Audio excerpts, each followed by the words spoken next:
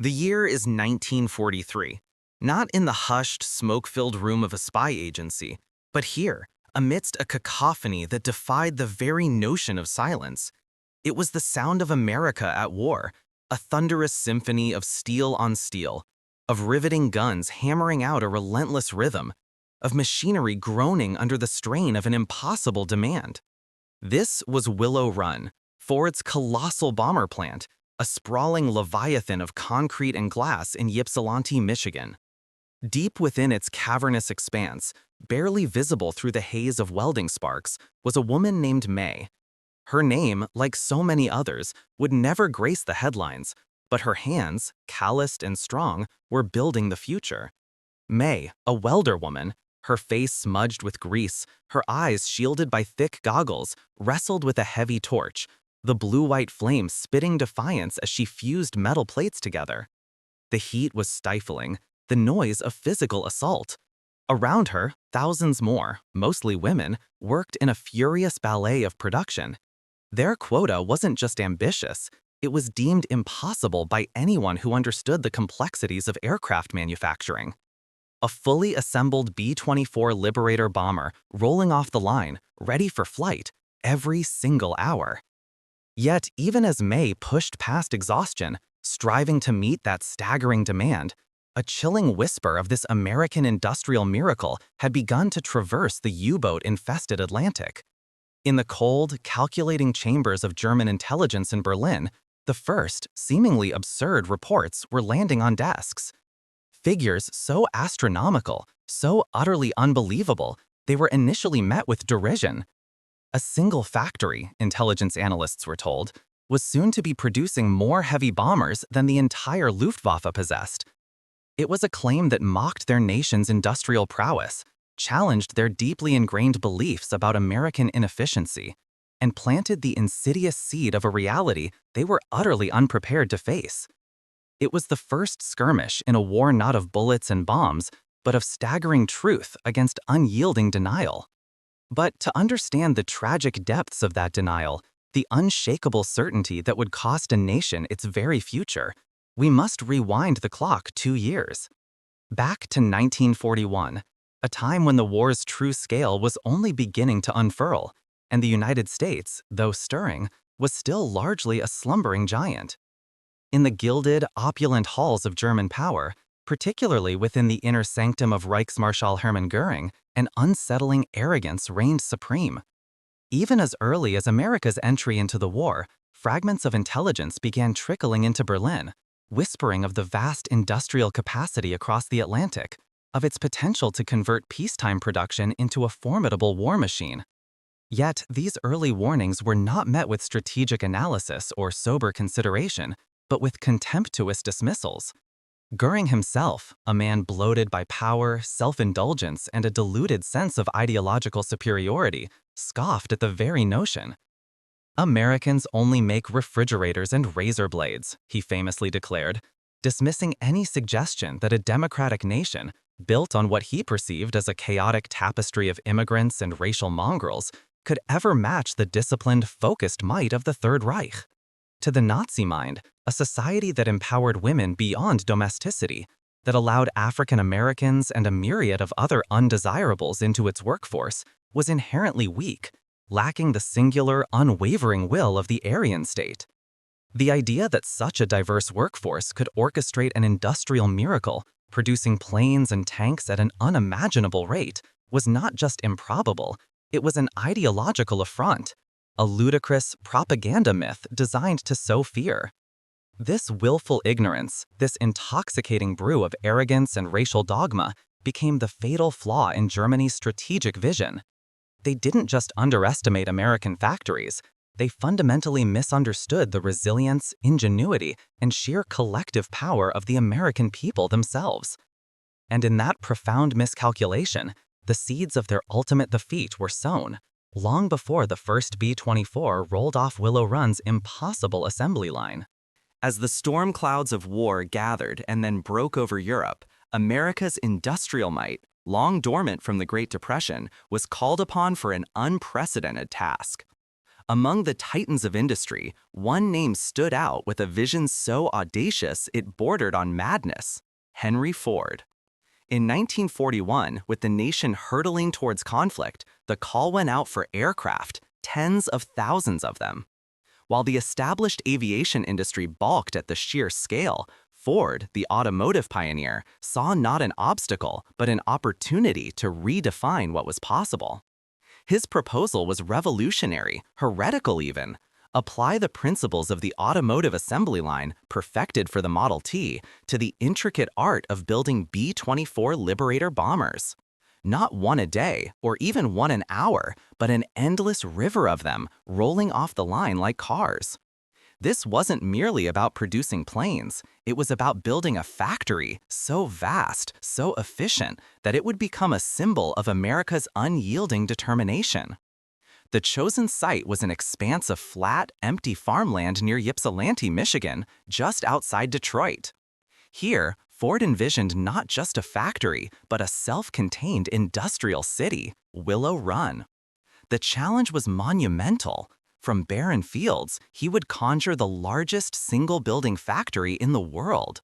Its scale was staggering, a structure nearly a mile long and a quarter-mile wide, encompassing 3.5 million square feet under one roof. It was designed with a straight-line assembly of 6,000 feet, allowing bomber fuselages to move steadily from raw materials to completed aircraft ready for flight.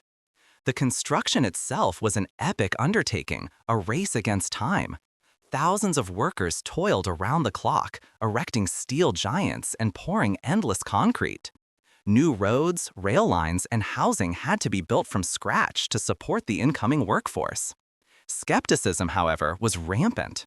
Aeronautical engineers, accustomed to the meticulous, handcrafted nature of aircraft construction, scoffed.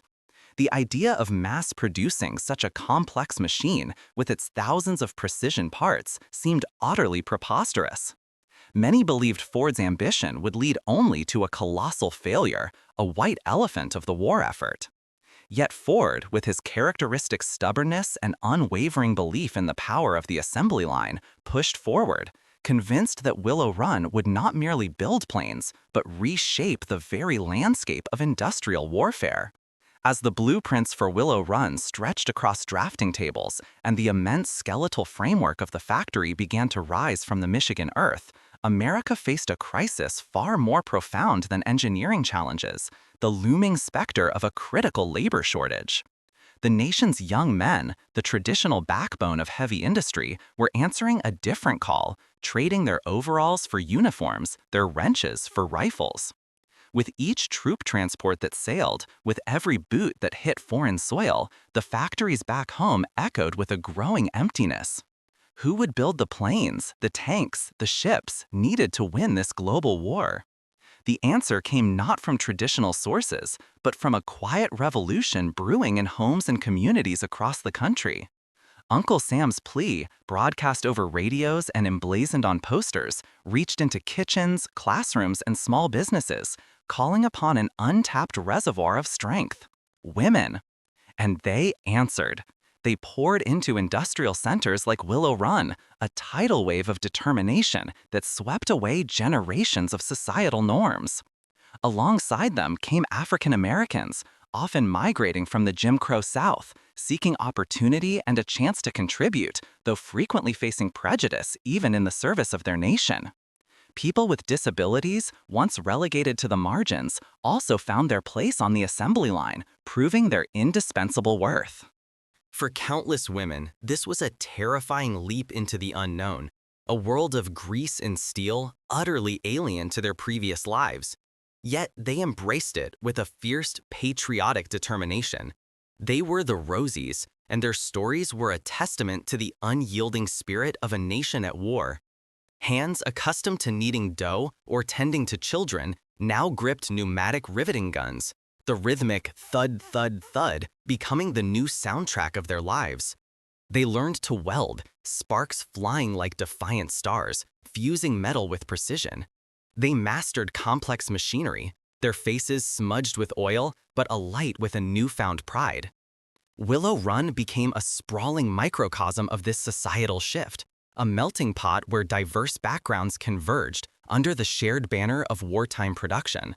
Here, on this vast factory floor, a new kind of American workforce was forged, transforming not just raw materials into instruments of war, but themselves into symbols of resilience and capability, proving that the strength of a nation lay in the unexpected power of its every citizen. While across the Atlantic, the Third Reich scoffed at the very notion of such industrial might, dismissing it as fantasy, back in Michigan, the true miracle of Willow Run was unfolding. It was a miracle not solely of steel and rivets, but of human hands and hearts, forged in the crucible of necessity.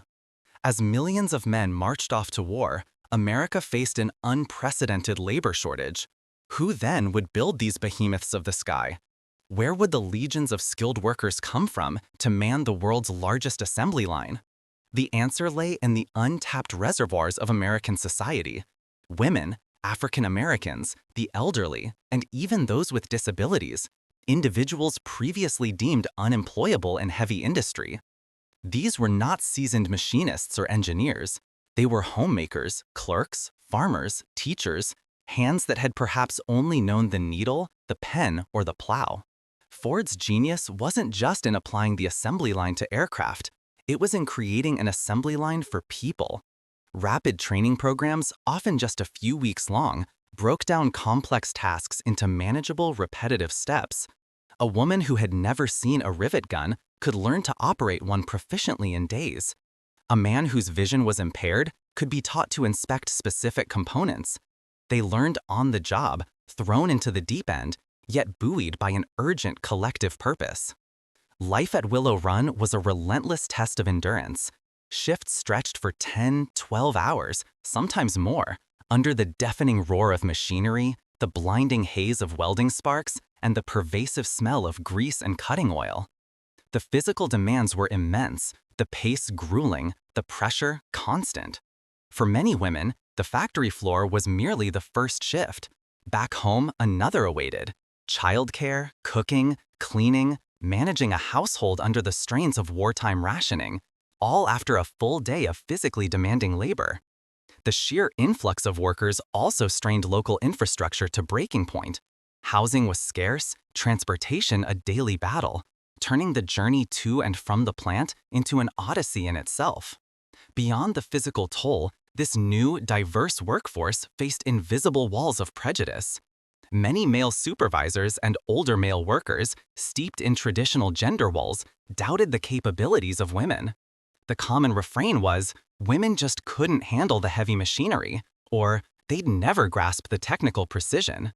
African American workers, drawn by the promise of wartime employment, often found themselves relegated to the lowest paying, dirtiest jobs, enduring segregated facilities and pervasive discrimination within the very factories that symbolized American unity. It was a cruel echo of the society they sought to defend. Yet, against these formidable odds, a remarkable transformation occurred. These individuals, initially unfamiliar with the industrial world, learned, adapted, and excelled with astonishing speed. The women, immortalized as Rosie the Riveter, though many at Willow Run were welders, drillers, and mechanics, proved their strength, their intelligence, and their unwavering resolve. They found strength in numbers, forging a camaraderie that transcended race, gender, and background. African American workers, too, broke barriers, demonstrating their skill and commitment slowly, painstakingly, eroding the foundations of prejudice. They were driven by a profound sense of purpose to build the planes that would bring their brothers, sons, and husbands home, to secure a future free from tyranny. Willow Run became more than a factory. It was a societal experiment, proving that human potential, when given opportunity and purpose, could shatter preconceived notions. For countless individuals, particularly women, it was a taste of economic independence and self-worth they had never known before. They found new identities, discovered strengths they never knew they possessed, transforming not just raw materials into bombers, but themselves into a new kind of American citizen, resilient and indispensable. They were the heart and soul of America's industrial might, the living embodiment of the impossible that German intelligence so steadfastly refused to believe. Back across the Atlantic, in the chilling quiet of Nazi Germany's intelligence headquarters, the truth that America's welder women were forging was causing a different kind of tremor. Admiral Wilhelm Canaris, the enigmatic head of the Abwehr, was a man whose world was built on shadows and secrets.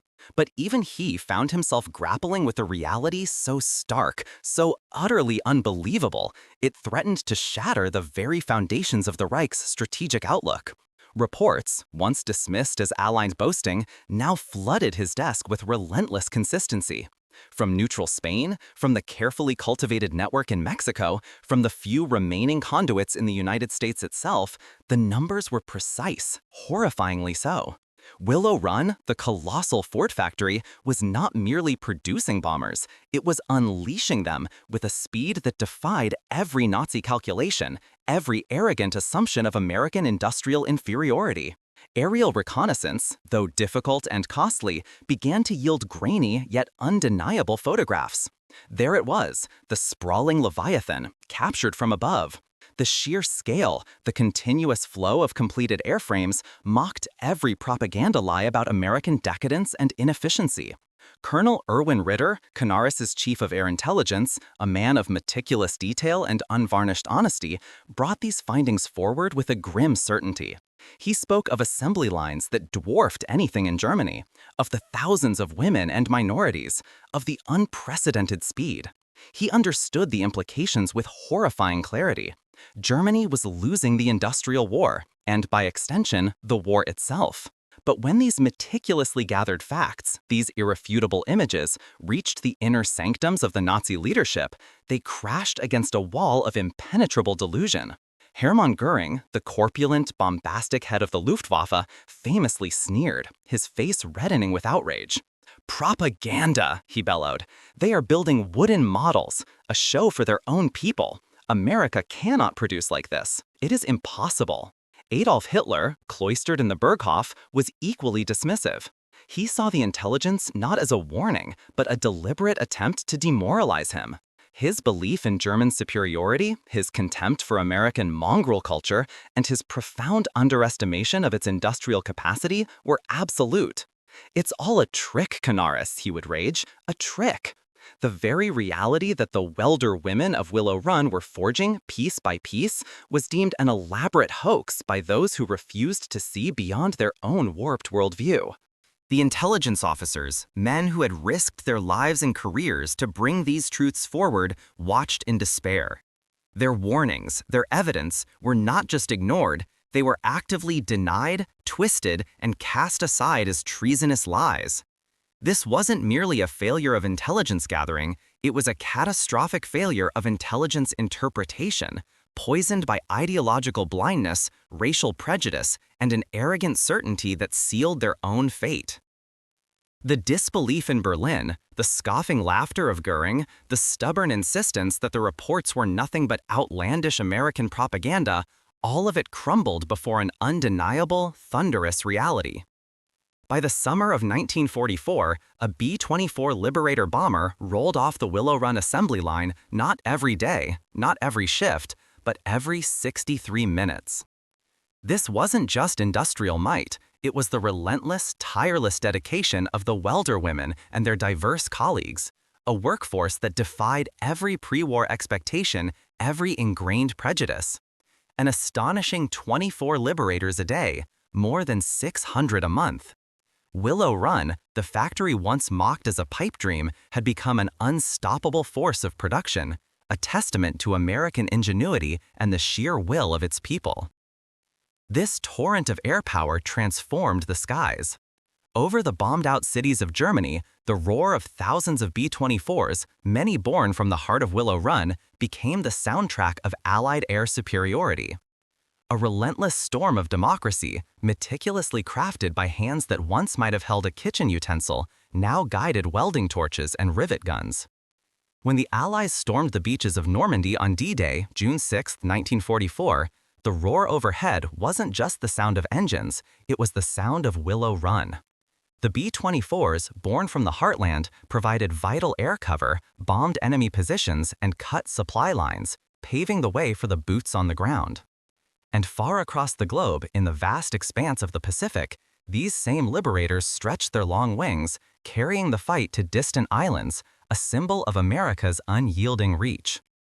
Each bomber that soared into the European or Pacific skies carried more than just bombs. It carried the hopes and the indefatigable spirit of the women and men who built them, proving that the true strength of a nation lay not in its propaganda, but in the collective will of its people to forge victory, one rivet, one weld, one aircraft at a time.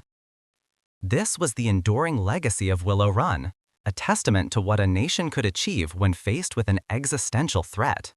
It wasn't just a factory, it was a crucible where a new American identity was forged, one defined by adaptability, ingenuity, and an unwavering commitment to a common cause. The welder women, the Rosies of Willow Run, didn't just build planes, they shattered societal norms, proving that strength and skill knew no gender, no race, no physical limitation. They embodied human adaptability at its most profound, stepping into roles previously unimaginable, transforming the industrial landscape and the very fabric of American society forever. Their astonishing output, dismissed by the Third Reich as fantasy, illuminated a brutal truth for the Axis powers: the sheer, unyielding power of American industrial capacity. Germany's catastrophic miscalculation wasn't a failure of intelligence gathering, but a fatal flaw in interpretation, a self-inflicted blindness born of deep-seated ideological bias and racial prejudice. They simply could not conceive that a nation they deemed decadent, populated by what they considered an inferior mix of peoples, could achieve such feats of organized production. This ideological arrogance became their undoing, leading to the ultimate, devastating consequence of underestimating an opponent's true strength. Decades later, the echoes of Willow Run found a poignant, almost surreal resonance in a chance encounter. In 1985, at an aviation convention, an elderly woman named Rose Will Monroe, one of the original Rosie the Riveters from Willow Run, met a man named Hans Rudel. Rudel, a legendary Luftwaffe pilot, was the most decorated German airman of World War II, a man who had personally destroyed hundreds of Allied tanks and aircraft. As they stood face to face, two figures from opposite sides of a brutal conflict, the weight of history hung heavy in the air. Monroe, a symbol of the tireless, anonymous hands that built the machines of victory, looked at the man who had fought against the very aircraft she helped bring to life. Rudel, the embodiment of German military might, now confronted the quiet, unassuming power that had ultimately overwhelmed his nation's war machine. It was a silent, powerful tableau, the welder woman and the warrior. He, who had soared through the skies as a hunter, and she, whose unheralded labor had helped fill those skies with the overwhelming numbers that decided the war. It was a stark, human illustration of the truth Canaris had tried so desperately to convey, that the relentless, unglamorous work on the factory floor, the collective will of ordinary people, had been as decisive a force as any battlefield strategy. The story of Willow Run, therefore, is not just a chapter in military history, it is a timeless warning. It is a testament to the boundless potential of human endeavor, and a stark reminder that to ignore uncomfortable truths, to let ideology blind us to reality, is to invite catastrophic failure. The legacy of the welder woman endures, a powerful symbol of resilience, innovation, and the quiet, collective strength that ultimately turns the tide of history.